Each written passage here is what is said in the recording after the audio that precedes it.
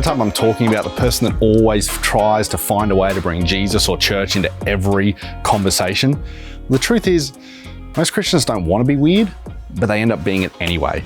And it's because of a misunderstanding of one word. So in this video, I'm gonna help you better understand that one word so that you can be less weird. And if you're not a Jesus follower, I'm gonna let you know how you can teach the weird Christians you meet to be less weird.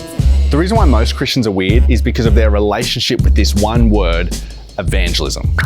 Hello guys! Evangelism comes from the Greek word evangelion, which means good news. Therefore, evangelism is the good news of the life, death, and resurrection of Jesus. That guy's weird, but he's correct. Most Jesus followers genuinely want to share how Jesus has made their life better and made them better at life. But they don't have a great relationship with this word evangelism.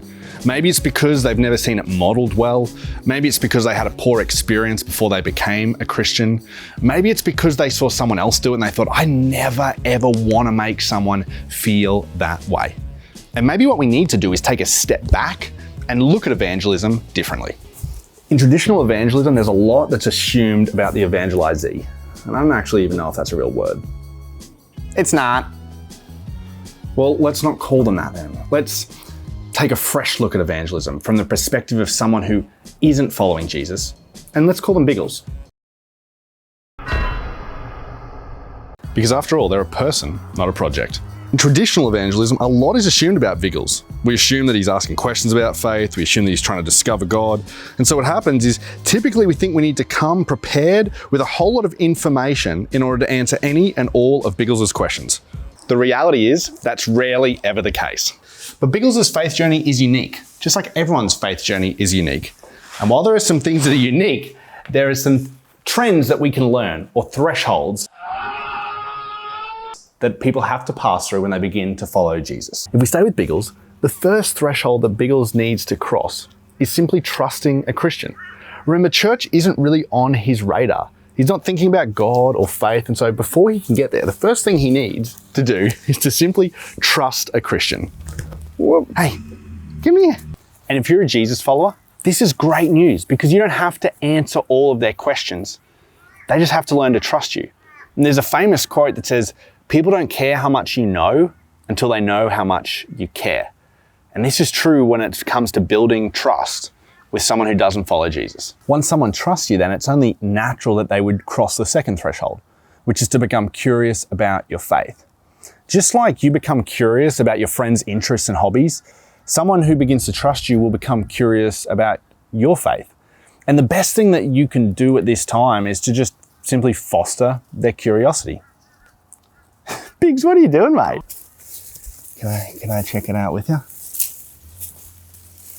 What do we got in here? The key to remember here is you don't have to have all the answers. Did you know in the biographical accounts we have of Jesus' life, he was asked over 183 questions, but only responded directly to 3, while he asked 307 questions. I was gonna go with it's okay to say I don't know, but sure, that's cool too, I guess. The third threshold is being open to change.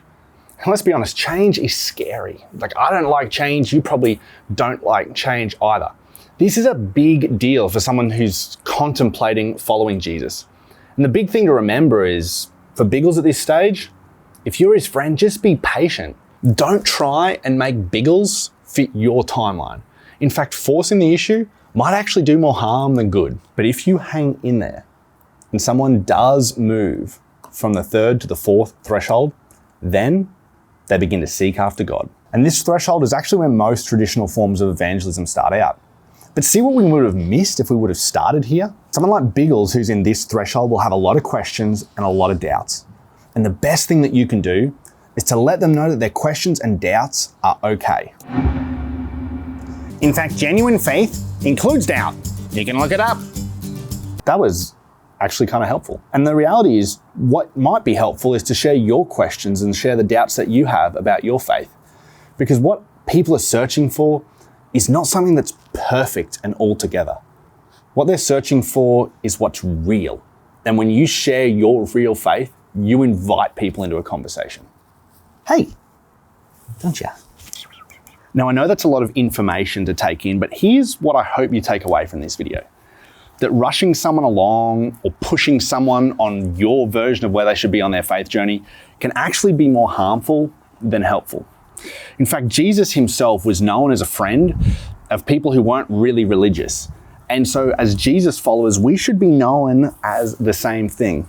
And then the more we're like that, the more we're friends to people, the more they begin to trust us, the more opportunities we have to do the journey of life beside them and maybe share our faith journey in the process as well.